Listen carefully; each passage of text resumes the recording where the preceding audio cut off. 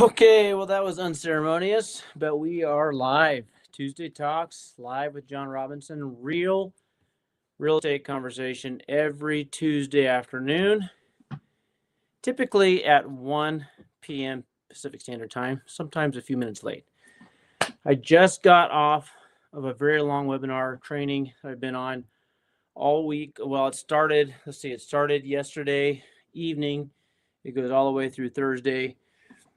I'm just getting so much information packed into my little noggin. It almost makes my brain hurt. But I wanted to make sure I got off and got over here with you guys. So let's start off by saying, hey, where are you watching from?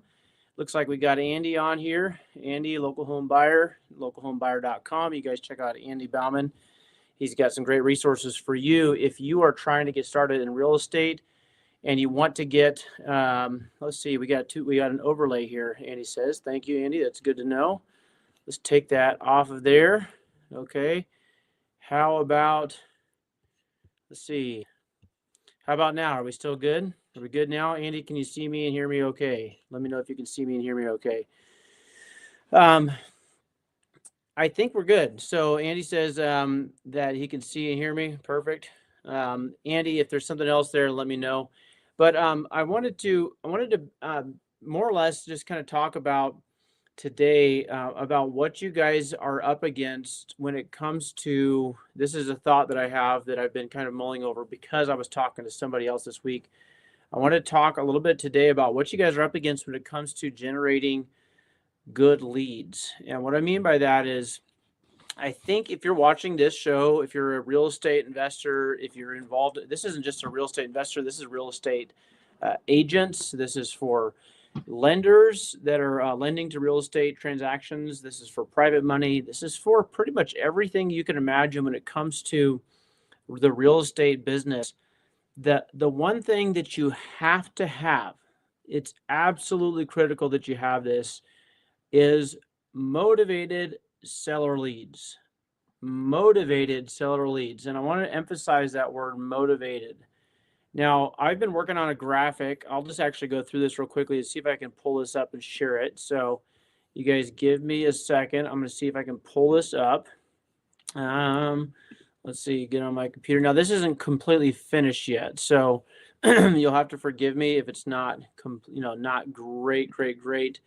Let's see, where is that? How do we get to that? I'm going to pull that up here in a minute. I'm going to keep talking, but while I've got you guys here and pulling this up, I want to know from your point of view, what are you doing right now to get good leads, to get good motivated seller leads? And I say good motivated seller leads because there's a difference between someone who wants to sell their house versus someone who actually really wants to and needs to sell their house like right now. So what are some of the things you guys are doing right now to get leads? Type it in the chat real quickly. We'll go through this fast. I'm going to pull up this graphic, but I'm looking for your comments. What are you doing to generate motivated seller leads, good motivated seller leads? Put it in the chat. So I'm just going to pull this up here. And I'm working on that.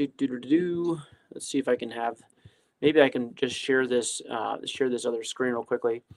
But let me look in the comments, see if we got anything. Let's see.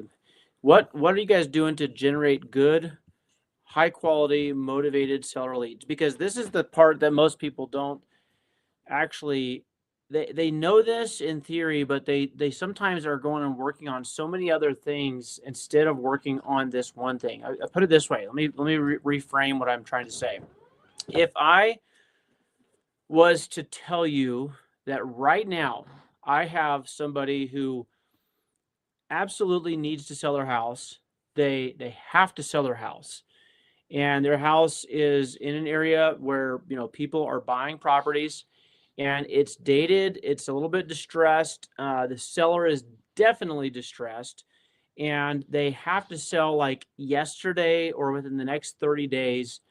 And they understand that, and they actually are on board with that. And by the way, this is not something that's on market. This is just completely just happened.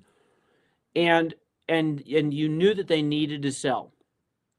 And I came to you and was like, hey, do you want this lead?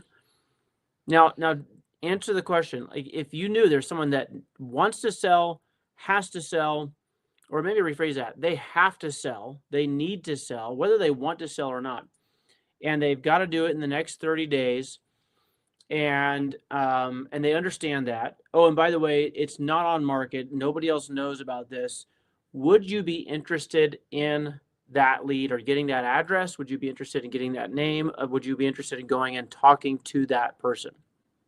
Okay, type yes or no in the comments. Okay, yes or no in the comments. I just gave you guys a scenario, and it's based on okay. Now I'm gonna go to this and address something real quickly from Andy in just a minute. But while I'm waiting for you guys to tell me yes or no, would you want to talk to that seller?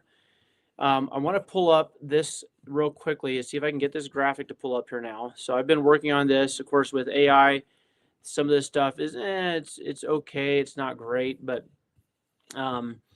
it's this one right here is the one that I'm working on, and let's see if this pulls up. Okay, come on now, cooperate with me. All right, can you guys see that? Let me know in the comments. Can you guys see that? Give me a thumbs up or a heart or something like that if you guys can see that. Okay. So this is what this is, of course, this is kind of real estate 101. It's the 4 pillars of a good lead. Okay, so let's talk about you can see it takes 4 pillars to kind of hold this house up. This is, imagine this is the house of your real estate business, right? This is the house of your real estate endeavors. You got involved in real estate because you understand there's a pretty good way to get financial freedom, to build up equity, to get positive cash flow, all those things are reasons why people get in real estate. Okay, I'm not going to go through all that with you guys, but you guys get the idea. Okay, so here we are, and we're looking at the 4 pillars of real estate of a good lead. So number 1 is seller motivation. Okay, why are they selling right now? What happens if they don't sell right now? What is their pain level? Okay.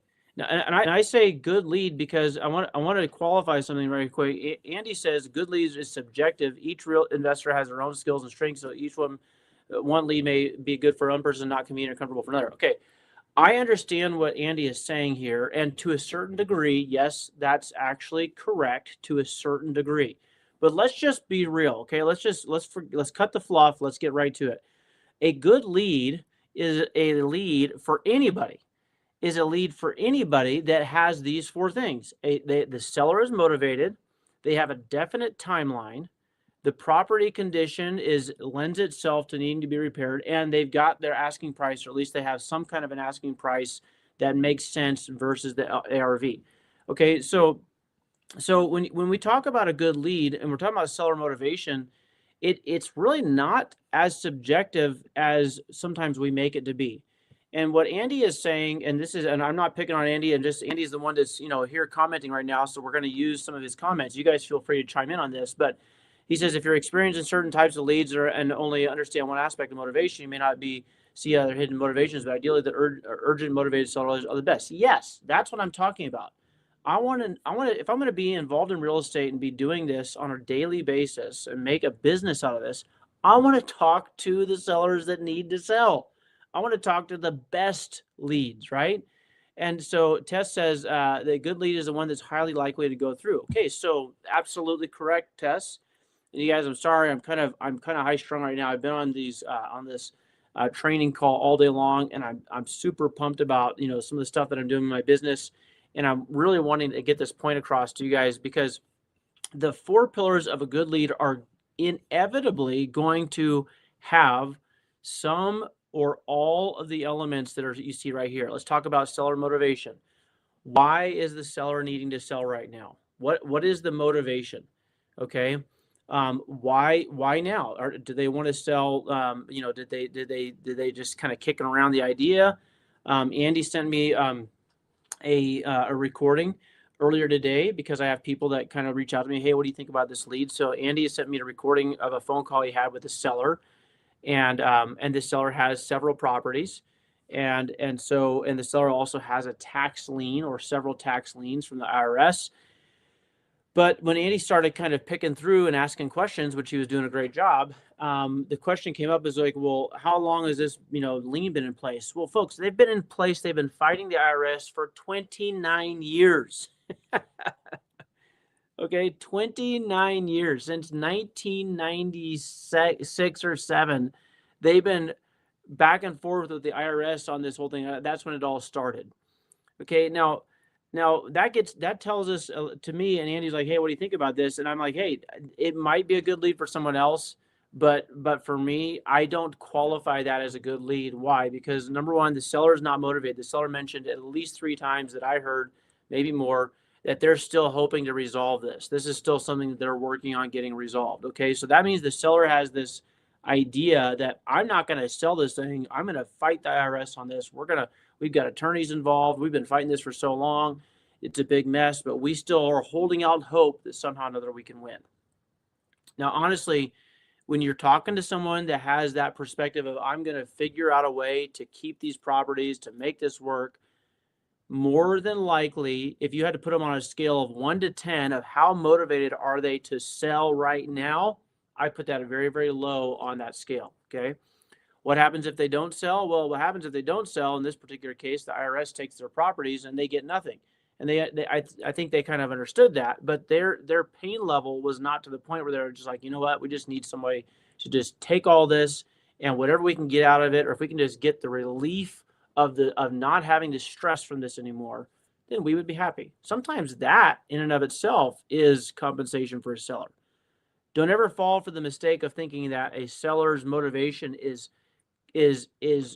um, solely connected to making the most amount of money. Okay, I'll give you an example on that. Some of you work on pre-foreclosure leads. Okay, I'm working on a pre-foreclosure list right now for a friend of mine in Utah, and I got a list going out to them. In fact, I've kind of forgotten that I was going to send this out to them. So while I'm talking about it live right now, I'm going to send them the list right now, and I'm sending it because if I don't do it right now, then I'll probably forget. So here we go. We got this text going out. All right, there we go. So um, I've got the text gone out to a pre-foreclosure list for this some friends of mine, and I just said, hey, let me pull up a list of pre-foreclosures in your area. Go out and knock on those doors and see what you can find. Because why? Because we're talking about motivation and timeline. Well, what happens if you don't sell, if you're in a pre-foreclosure, if you don't figure out some way to resolve the issue? What happens? Drop it in the chat. You guys know that what happens? The bank takes the property, right? Now, with the IRS and this other situation, I don't know how they've been able to put it off for 30 years, and they must have attorneys fighting it and things like that. But when it comes to a bank that has a loan on a property, you can bump it out for some time. I've heard of some people pushing it out for 5, 6 years, keeping the bank from foreclosing. But eventually, the court systems catch up and everything eventually goes through, and you're going to get the house auction. Most homeowners don't even have the acumen to try to understand how to fight that, right? They don't even understand what their own rights are, most folks. So that, they go into pre-foreclosure, they got a certain time frame, they worry, they're frantic, they get notices on their front door. The next thing you know, the sheriff comes and says, hey, your house is going to be sold in a public auction to the highest bidder on this day. Maybe it gets bumped, maybe it doesn't. It kind of depends on the state. Here in Idaho, if that's what the date says, then pretty much you can count on that's when it's going to happen. And so the timeline is definite, right? And so when do these people need to sell? Well, if you're in pre-foreclosure, depending on when you got into pre-foreclosure, depending on when that first notice was delivered or attached to your front door, hey, you might have 90 days, you might have 2 weeks, right?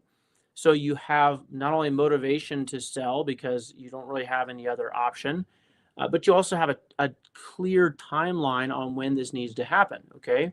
And then there's the property condition. Let's say that I know I need to sell, and I also know that I've got a ticking time, clock that's kind of winding down. It's going to, I'm going to have to do something by X date. And say I want to go sell, but then the property itself is not really market ready, right? So we understand that if you're going to go put a property on market, you're going to want to have that property in as good a condition as possible, right? You guys get that? Okay. So if you get your property in good condition, and you're still living in it, how long does it take before it's not in good condition, right? So I'm talking about, let's just assume that you don't have, a leaky roof, you have new flooring, or are clean, the walls don't need painted. Let's just say you have the house all pretty and nice. Well, we all know what happens, right? If you're living in the house, the property gets banged up. It's like, hey, don't mind me. It looks like somebody lives here, right? So if I took my camera around my house, right, on any given day, it might not look like it's ready for market. And so property condition is a really big deal because property condition is going to determine how quickly the property can actually sell. So when people going out are looking at that, they're like, "Hey, I want to go out and find a house to buy. Let's go, honey. Let's get our realtor. Let's go look at open houses this weekend." They're looking at the houses that are mint condition, even maybe professionally staged. The carpets have been cleaned, the walls have been touched up, the blinds have been dusted, all that stuff, as opposed to people what I think qualifies a good lead is a property that's not cleaned up, it's not ready to go to market, and this property is needing to be sold within a certain time frame, like the clock is ticking. Okay. And so what that leads to is the asking price. In other words, the seller understands and they actually have already accepted, or at least they're willing to accept if presented properly. They understand that the price that I want for this house or what it might be worth if it was fully fixed up is not what I'm going to get. You guys understand that? When you're talking to a seller that has this idea that somehow or another they're going to still be able to pull this out and they're going to get the most money out of it or whatever, it's like you're dealing with somebody who's not functioning in reality. It's not a good lead. Let me say it again. Save you a ton of time. It's not a good lead. We're talking today about the 4 pillars of what makes a good motivated seller lead. Okay. So let's go through our checklist. We got seller motivation. They understand there's a situation in life that says we got to sell this place or we got to fix this thing sometime soon. We got a definite timeline. We understand that there is a date on the calendar that we have to have this resolved by. Okay. Now that could be, we're moving, we accepted a job in another state and, we already bought another house and, 60 days from now, we're going to start making 2 mortgage payments. Okay. Well, there's a definite timeline, right? The seller is motivated. I don't want to be making 2 payments at the same time. The property condition. Okay. Well, if you have at least 2 of these 4 factors that are actually considered by the seller, then you're dealing with what I would call is a decent or a good lead. The best seller leads are the ones that have all 4 of these factors and they're all kind of firing on all 4 cylinders, so to speak, right? The seller is motivated, they've got a timeline, the property is not in great shape, or at least it needs work. And then they understand, hey, I'm not going to be getting full price. We're not talking about Zillow retail pricing. We're not going with what the house down the street sold. Just give me the best price you can and let me move on with life. Now, some of you are watching this right now and you're thinking to yourself, well, yeah, but I mean, where are those leads, right? Those leads don't even exist. And I'm going to tell you the secret right now is they do exist. You just have to, they don't, I'll put it this way. They don't just drop out of the sky into your lap. Okay. Well, at least not in most scenarios. So I want to talk about this a little bit more, but first of all, let me go and check my comments here. So, Andy said, okay, so yeah, we already talked about that a little bit. Andy said, you got it, depending on what kind of experience you have. Well, yeah, you could be the most experienced person in the world, though, Andy. And if you're not dealing with someone who has at least 2, the very bare minimum, at least 2 of those factoring in, it's just, I don't care how good of a buyer you are or what your niche is, you're not going to be able to help somebody who doesn't understand they need to actually sell, right? You're not going to be able to help somebody that says, yeah, I kind of want to sell, but the property is in mint condition. It's in great shape. The market is hot. They don't need to put they understand, the price is not going to be, discounted. Why would I discount it? Right. So we've got to factor these things in. These 4 pillars are super important. Ted says, when speaking with established investors, I've asked about the cost of mailers. I've heard a number of numbers in the range of $5,000 to $10,000 to purchase one property. This is a high cost for a first-time investor. Well, you aren't wrong. You're certainly not wrong. And the reality is that when you actually factor in the cost of acquisition, so what does it cost to get a good motivated seller lead, and Ted, that's a great segue, is the cost of acquisition is not cheap in this business. I don't care what anybody tells you. It's not cheap to find and to secure contracts for highly motivated, good seller leads. Somebody drop in the comments, what have you guys heard? Ted says $5,000 to $10,000.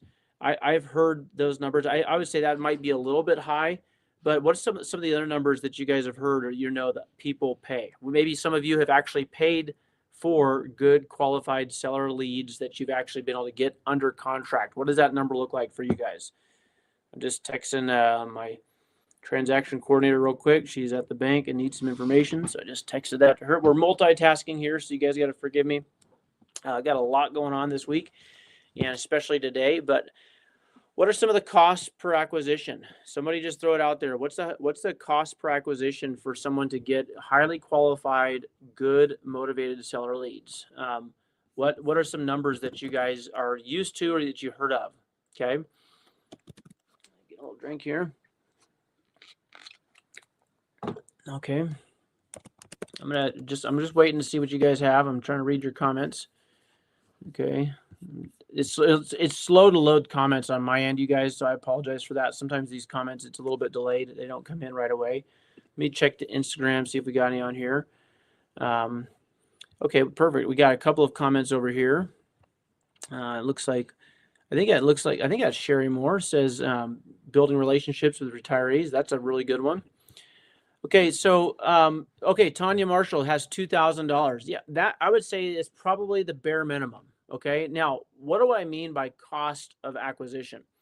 So this isn't just what it costs to produce the lead, because anybody can go into kind of an a la carte lead production service and purchase somewhere between, depending on how many other people have purchased that same lead, you can get leads from anywhere from $15 up to what I would say is kind of more typical to get first dibs on on what I call a motivated seller lead. You could pay, upwards of $250, $300. I've done that many, many times, and don't regret it, right? That's just the cost of business. Guys, if you're not prepared to spend money, and what are you doing getting in business for? Right? You've got to understand there's costs involved with building and setting up a business, okay? So when you talk about costs per lead, $2,000, okay, that doesn't mean that someone paid $2,000, just went out and like, here, it's $2,000, now give me your lead. That's not what Tanya means. But what she's saying is you got to factor in all of the conditions, all the costs to get that lead turned into a signed contract that actually goes through the process and closes, right? And closes on time or at least within reason, and you actually get money out of that. So that's what I mean by when I say cost of acquisition.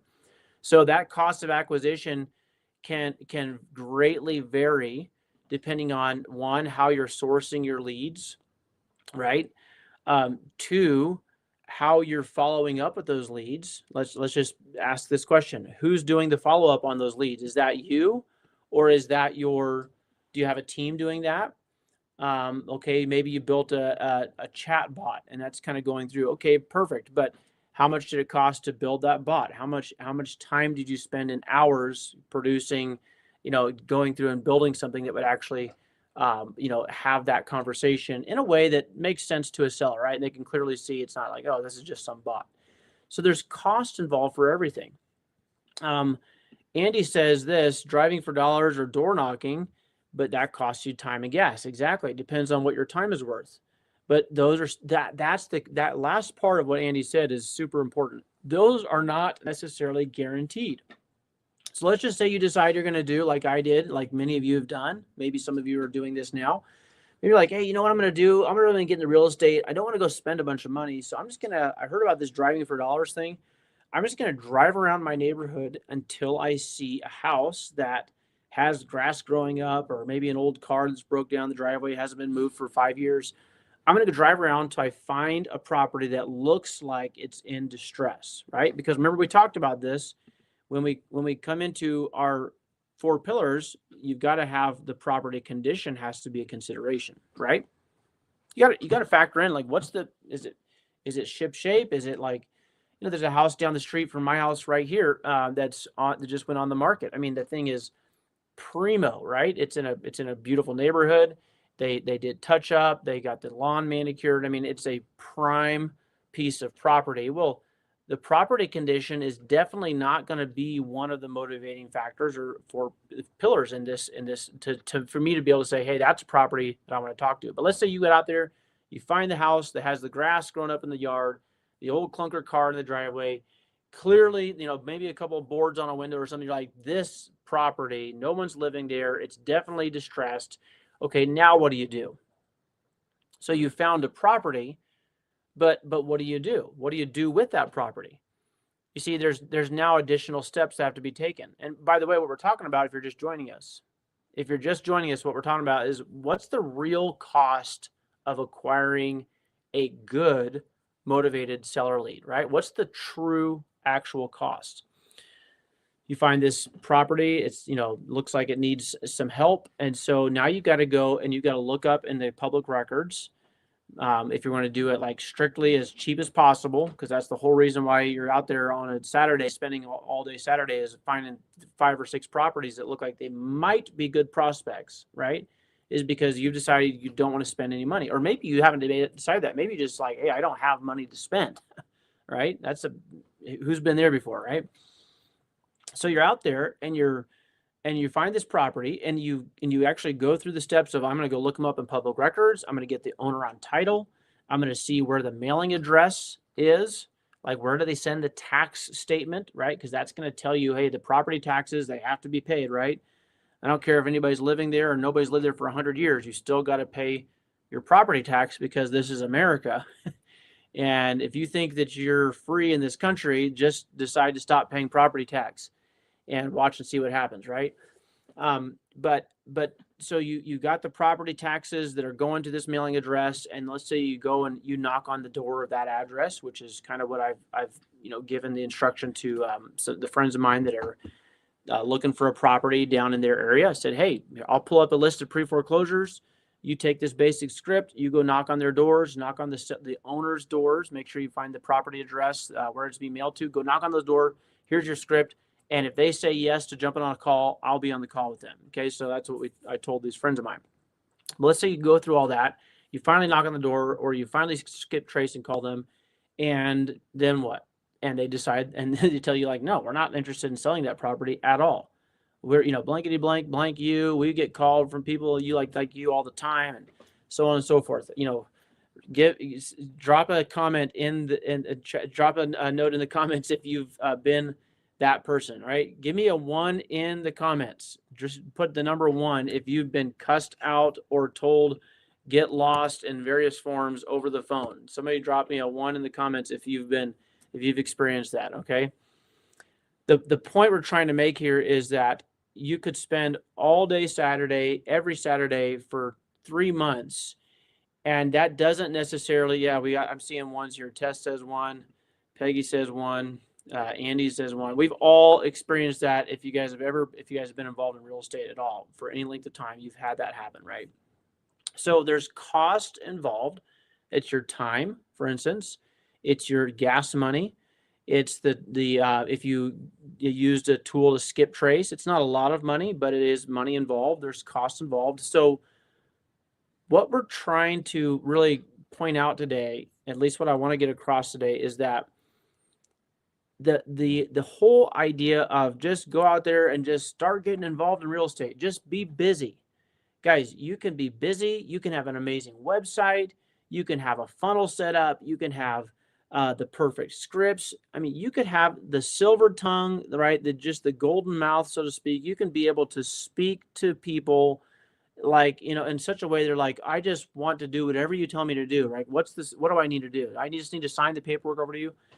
You could have all of the factors involved. And if you do not have motivated sellers to talk to, then you don't have a real estate business. and I say that kind of jokingly, but also kind of like, I think there's so many people that get involved in, they buy a program, they get involved in learning these techniques, They're going out and doing all this busy work, and they are not talking to motivated sellers, and therefore they are not getting deals done. It's just that simple. Your website is not what does deals. Your scripts are not what does deals. All those things might have a part in the equation, but if you don't have motivated sellers to talk to begin with, you don't have a business. And so that's why I was putting this script together, and this thing is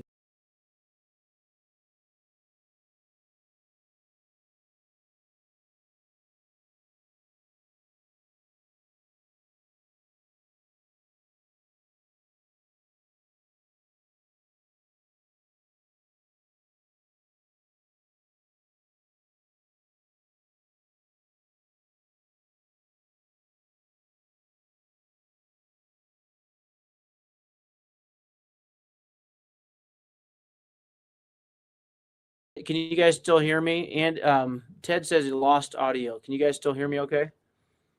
Let me know. Ted, let me know if you can hear me still, because somebody says he lost the audio. I'm not sure if that's on my end or your end.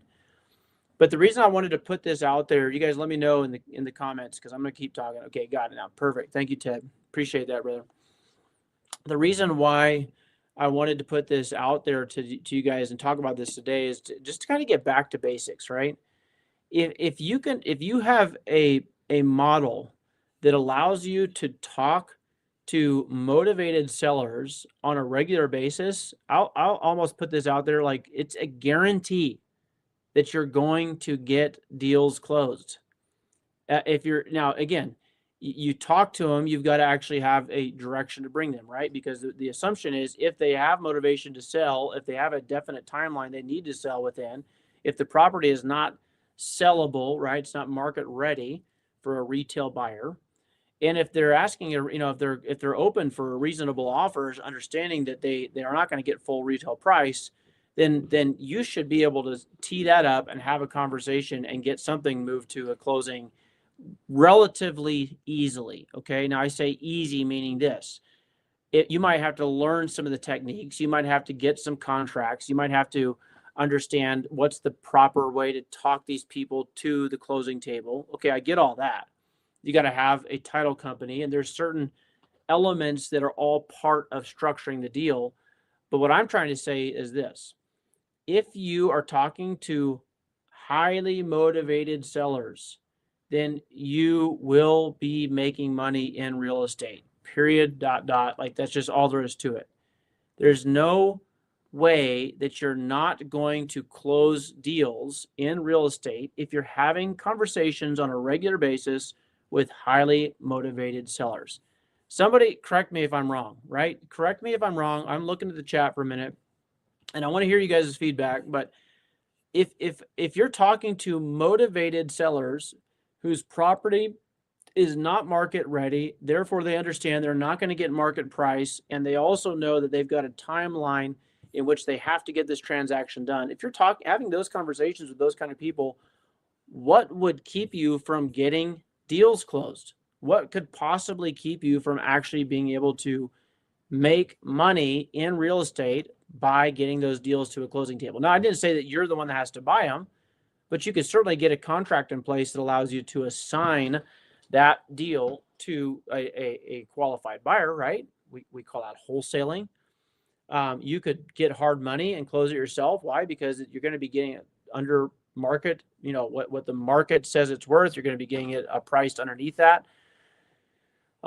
They have to sell. They need to sell. They know that. They know that the retail price is not what they're going to be getting. They know that they have timelines involved. You guys, what I'm trying to drive home today, if you're not getting it, then I'm just going to make it super clear. You need to be talking to motivated sellers. You need to be having conversations with people that actually need to sell, have to sell. Their property is not in great shape. They have a timeline. They have a stopwatch that's counting down, right? And they understand that we're not going to get retail price. It doesn't matter what Zillow says. What will you give us for it? Those are the people you need to be talking to. All of this other stuff that's happened in real estate in the last 5 years especially is so much noise to get you into a program. And by the way, I'm not dissing the programs at all. Okay. But what I'm saying is some of you have spent a decent amount of money buying into a program that would probably be a lot more useful for you if you were actually having these conversations with the sellers to begin with, right? I mean, I'll just take, for instance, sub 2 is a technique of closing real estate transactions. Now, of course, the sub 2 community, the organization that I'm a part of, some of you are a part of, I love it. Going to see Pace coming this Friday here in Boise. I'm super pumped to see him. I always love seeing him. Message him from time to time. Just say hi, and we stay in touch. I messaged Jamil the other day. Said I'm looking forward to seeing him here in Boise. Like, I'm all fine with that. Like that, there's no issue with that. By the way, if you guys are in the Portland area, you need to go out and meet these guys tomorrow night, Wednesday the 18th. Get a hold of Robert Harden. Get a hold of Peggy. You guys get a hold of Andy. Like, if you guys, maybe somebody could just post it in the comments. Drop in the link for the CreativeNationTour.com. Somebody drop that in there so that people could sign up if they're in Portland. You guys have got to go out there and meet these guys. Meet Pace. Meet Jamil. Like, be a part of that energy, right? Get in that room and get excited. But don't forget in all the excitement. Don't forget in the programs. The sub 2 is a program. It's a community. The technique itself is just simply a form of closing a transaction.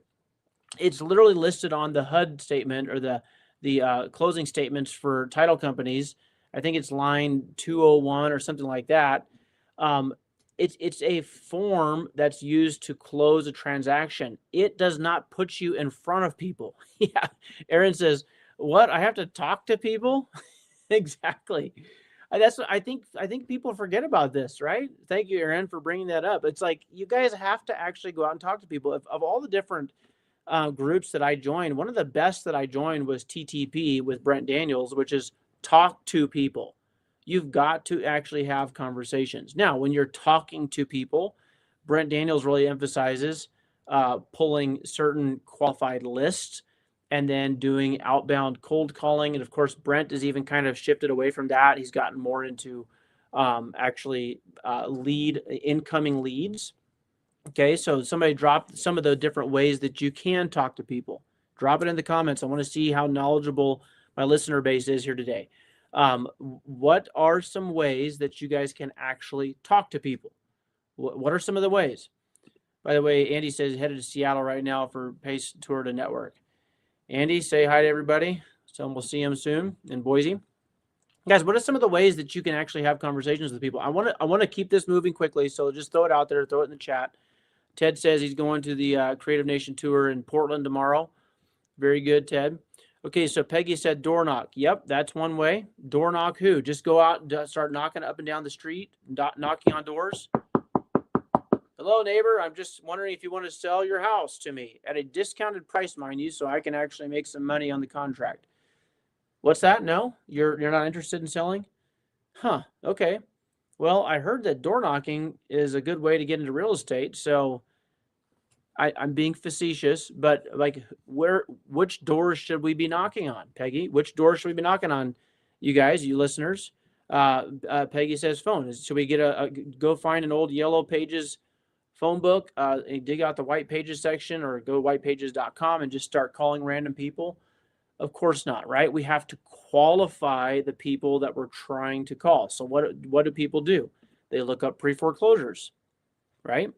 They pull a list, and they'll pay money to get this list pulled. And depending on who you get it from, depending on how good they are at procuring this list, the leads may be better or less qualified than others. In other words, you could pull a list of people that are in pre-foreclosure and go knock on their doors. Does that mean they're going to answer the door? No. Does that mean that if they do answer the door, do they want to actually talk to you? No. If you leave a note on the door, will they call you back? No guarantee. What I'm saying is, you're either going to, this has been my experience, okay, guys? Oh, by the way, Peggy says title companies. There's another good one, right? Title companies can get you lists. If you guys are in Portland, look up Tycor Title. Go over there and talk to, I'm drawing a total blank. You guys let me know. And with Tycor Title, Oh, it's not Tiffany. Oh goodness, I'm gonna have to pull it up. I'm gonna have to look it up now because I won't be able to think about anything else until I pull up Rochelle. There we go. Rochelle Navarro at Tycor, or talk to Michaela Fernandez over there at Tycor Title in Hillsboro. By the way, they can pull stuff for anywhere in the state of Oregon, but talk to a title company and have them pull up Madison, as somebody else was mentioned over there. Pull up a list of divorce properties. Pull up a list of they call them nods, notice of defaults, that have been issued. But remember, just because you have the list, that doesn't really actually get you a lead, right? You still have to go out and make that contact, have that conversation. And then once you have that conversation, what you're hoping is that they're actually going to be sensible and understand that it's time to actually go do this. Aaron says, go to the courthouse, get a pre-foreclosure, or even a list of what places have utilities turned off. There you go. That's getting creative, right? Aaron's teaching us all here on the show today. Thank you, Aaron. But no, it's a great resource, right? People that have violations, code violations for grass being too high or trash in the yard. Those are really, guys, is those are indicators, right? So like Aaron says here, you got your utilities turned off. What is that saying about your current financial situation? Probably not that good, right? If you got grass growing in the yard, or you got trash or old cars parked out front, you're getting dinged with the county code violation, and they're coming out and they're dinging you, and they're usually having to pay a fee for every day sometimes that those things continues to rack up. What that does is that those are like little indicators that tell us, hey, these people might be interested in selling, right? Because if they don't, they're going to keep getting dinged financially. They're going to dig into their own pocket. Okay, so there's those little things. But I found this. You're either going to spend, write this down, by the way, put it in the comments so I know you're hearing me, okay? There's two ways primarily to get leads. And I mean good, motivated seller leads, okay? Sellers that have motivation to sell, sellers that have a timeline. The property itself is not in great shape, or is at least in some kind of distress, and therefore the asking price is reasonable. They're open to different offers, creative offers, cash offers, right? So good motivated seller leads are going to come from primarily two different sources. Okay, what are those two different sources? One, this is the more traditional model, is you're going to spend your time and energy hustling these leads. I call these hustle leads. Okay, so you're out there hustling, you're driving for dollars, you're knocking on doors, you're hitting the phones, right? You're sending out the little notices, or you're even putting sticky notes on the doors. You're going to the courthouse, like Aaron says, and you're getting that list. You're hustling. Or there's the other category, which is you are spending. Okay, somebody type it in the chat. You're going to hustle or you're going to spend. I mean, give me some feedback. Come on, guys. Give me some feedback. We're winding things down here.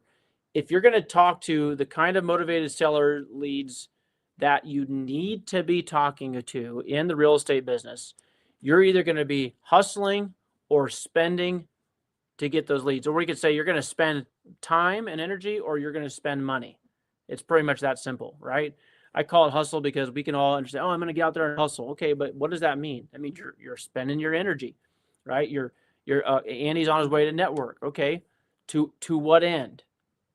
Is he going to talk to motivated sellers there?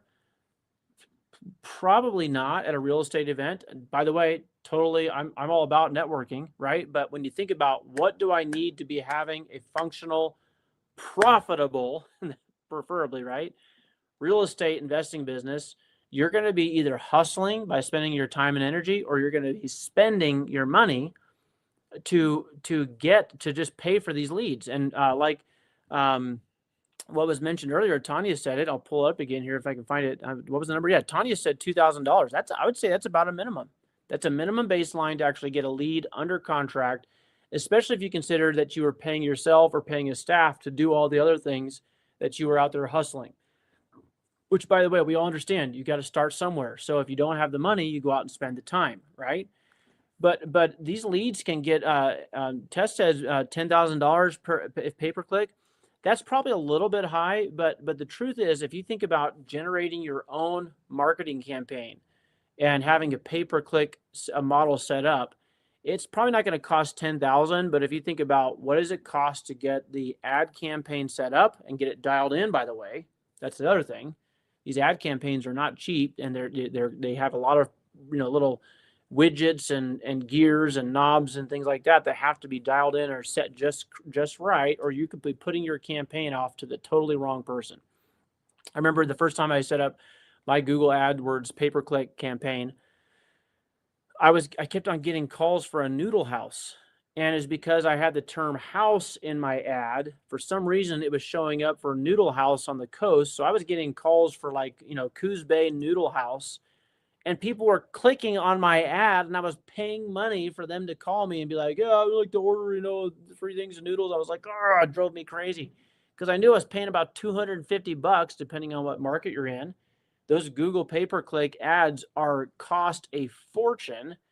And then I found out what was happening was there was other people that had bigger budgets and they had kind of devious methods.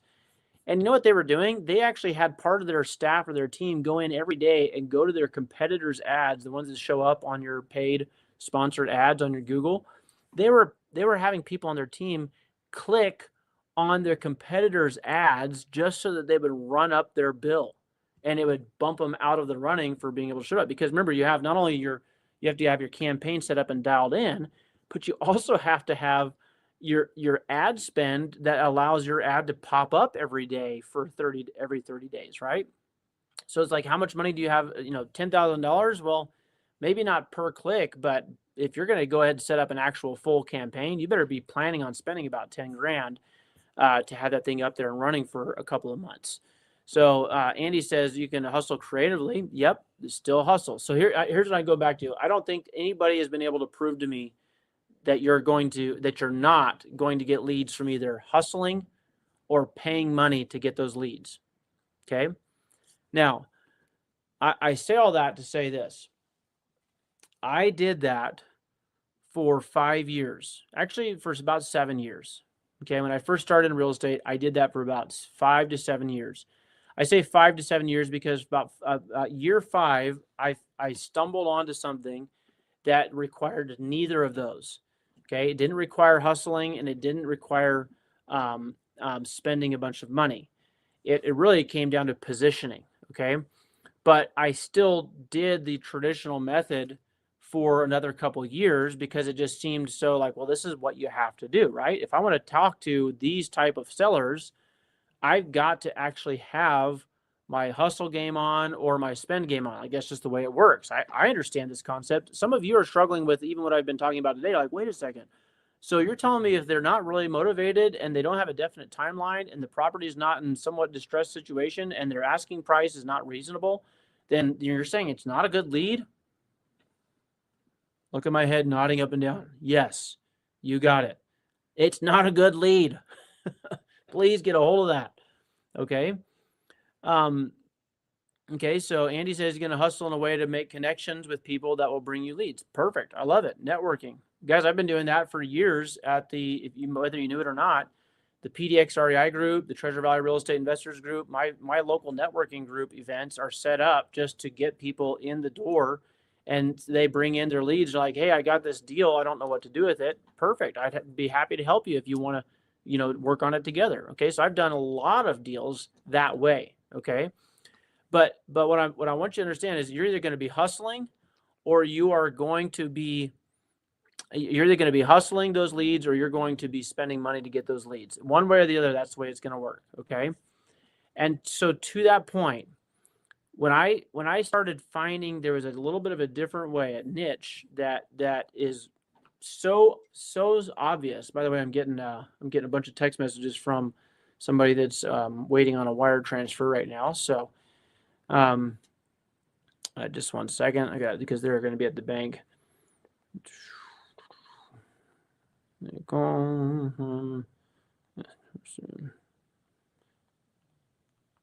Sorry, guys. On a Zoom meeting. Okay, so she might be watching. I don't know. If you're watching right now, you'll probably be getting a call from Esther, and you're expecting money from me. So anyway, what I found was that there was this kind of people are using this expression blue ocean or blue sky of leads that are out there that, for the most part, they check every single box on this list right here. They're motivated, they have to sell, they have definite timelines. The property is almost always in some kind of a used to greatly distressed condition. And the asking price is more or less along the lines of, we have a certain amount that we need to get to be able to accomplish our task at hand.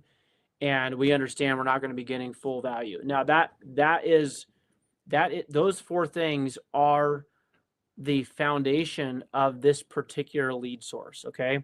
So I got into this accidentally, and I'm going to wrap it up here today, but I got into this accidentally. Okay. And I didn't know that this is what I was looking at when I started doing it. But the more of these types of deals that I did, the more it began to dawn on me that these are the best leads of all the deals that I'm doing right now. These are the best leads. These are the ones that check all the boxes. These are the ones that have all four of the pillars. And I'm having these conversations. This is the best part, without going out and hustling and trying to get, wiggle my way into it or trying to compete with everybody else. And I didn't spend any money to get them. It's really, really crazy. So let's see if I can mute this. I wonder if I can mute my notifications. Hopefully that isn't bothering you guys. Anyway, and so whenever I found that this niche existed and I started actually realizing it in my business, it really began to change how I looked at all the other lead generation tactics. Now, I've done all of them. I've had the team of cold callers, 5 virtual assistants in the Philippines, with a 3-seat dialer system. In case you guys don't know, just because you hire a cold caller doesn't mean that they have a phone that can call American phone numbers. You have to provide a dialer system that you pay for every month. And then depending on how many cold callers you have to have different seats in that dialer system. Oh, and then by the way, they have to have numbers that they can call out from. So you have to pay for that number. And usually it's not just one number. You want to have about 5 different numbers per dialer, so that those phone numbers don't get flagged as spam. And then the 5 numbers that you have, 3 at the minimum, so that kind of the dialer rotates through those 3 outbound calling numbers. Those 3 need to also have the certification so that they're actually tied into your business directly. In case you accidentally call a do not call person, then they know which business to look up to sue you. I'm not kidding you. I've done this all. I've done every form of lead generation. I've done the pay-per-click. I've done Facebook ads. It all works. It's just, how much money do you want to spend? How big is your budget? How much money do you have to spend on generating these leads? And I'm not talking about just any leads. I'm talking about getting the best qualified leads to come to you. Okay. And then you're like, well, I don't have the money. I'm just going to go out and hustle. I'm going to just go out there and meet people and do that. Okay, perfect. How many conversations? And this would be a good question for Andy. How many conversations do you have to have with the people that will bring you the leads before you close a deal? Okay. How many doors do you have to, if you don't know these numbers, guys, then you're not in business. How many doors do you have to knock on? I know for me, when I was dialing, I had to call about 200 phone calls to be able to connect with 2 actual motivated sellers. And of those 2 motivated sellers, it was less than 50% chance of the time that we would actually get one of our cold callers. Because remember, you're paying people to do this, so you don't have to do it. To get my cold callers to actually get a contract, get a signed contract, less than 50% success rate. Okay, if I would say drastically less, but I can go back and say, okay, well, we made 200 calls per day with the dialer system, with the phone numbers, with so many callers, and we got 2 motivated sellers for every 200. And out of those 2, we actually had, about 30% success rate with getting one of those under contract. So that's not terrible, but boy, we spent a lot of money. And then I'm going back in and having to listen to the conversations, because I'm like, man, these numbers just aren't adding up. They need to have higher numbers. Hopefully this is making sense to you guys. If nothing else, this is informative, right? Give me some kind of feedback. I'm getting nothing. I don't even know if you guys can hear me. I might be muted again. Give me a yes if this is if you can hear me and if this is helping you at least understand the reality of getting these types of leads. Give me a yes in the comments if you guys understand. There's a real science to this. And if you're doing the hustle method, which is totally legitimate, you just need to understand, like, I've got to learn how to track what my efforts produce. Because guys, if you're just out there just spinning your wheels and you're not actually getting leads and getting deals under contract, well, then at some point you kind of have to start going, I wonder how much longer I want to do this. And so when you're out there doing that kind of hustle game, just try to find some way to, like, how many connections do I have to have? What kind of connections? Am I talking to wholesalers? Am I talking to other flippers that want to joint venture? Am I talking to, lenders? Who am I talking to? How many of those conversations do I have to have before I produce a motivated seller that I get to talk to, or that I get to have my name on the contract as part of the deal? Okay, perfect. Thank you, Peggy. I appreciate that. Ted says yes. Tony says yes. Great review. Yeah, this is some of this stuff is so basic. You guys have probably been in so many programs. You've bought into so many different groups and things that you forgot that this right here is critical for getting deals under contract. Okay. Andy says, driving for dollars will definitely spin your wheels. Boom, doom. Perfect. Andy, that's great. That's actually, I'm gonna start using that.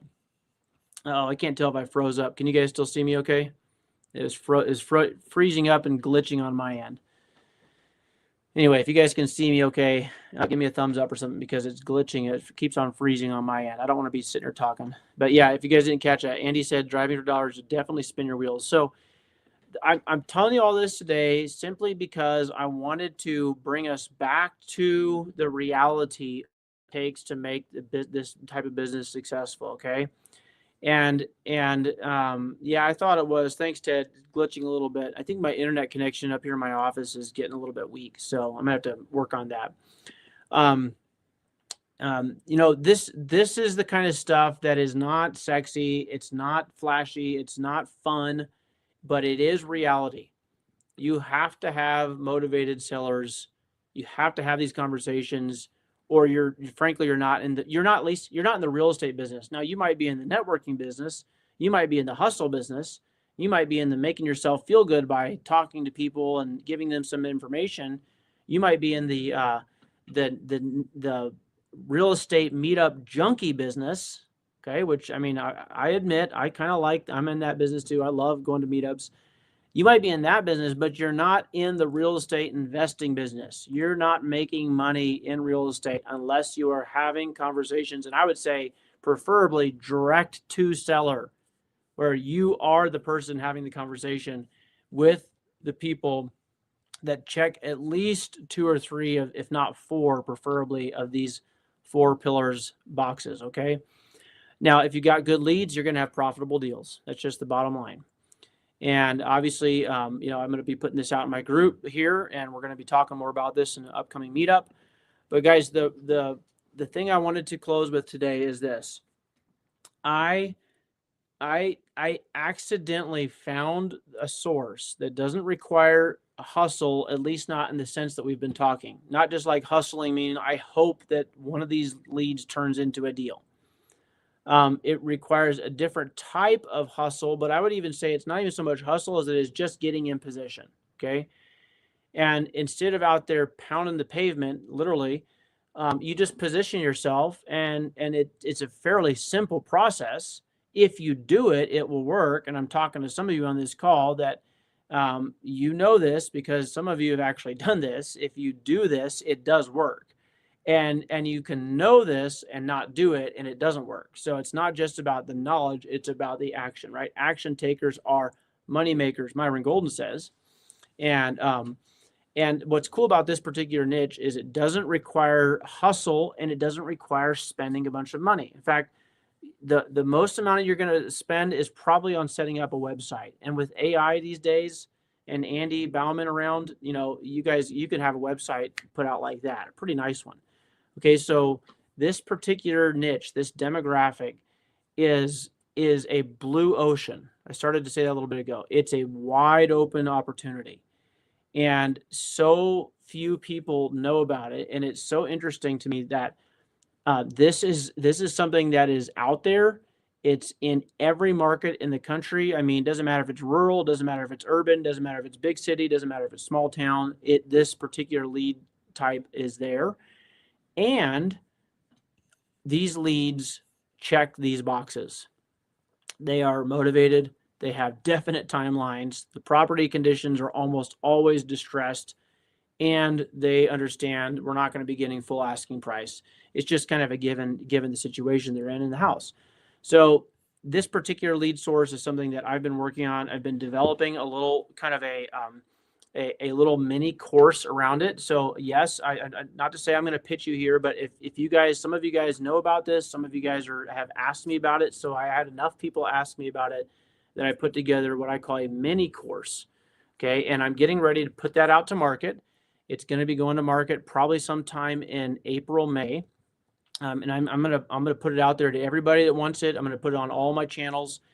If you guys are interested in getting access to this mini course preemptively, like before it goes to market, and if you're interested in that, then I need you to drop just type in the word leads in the comments. Okay, type LEADS leads in the comment.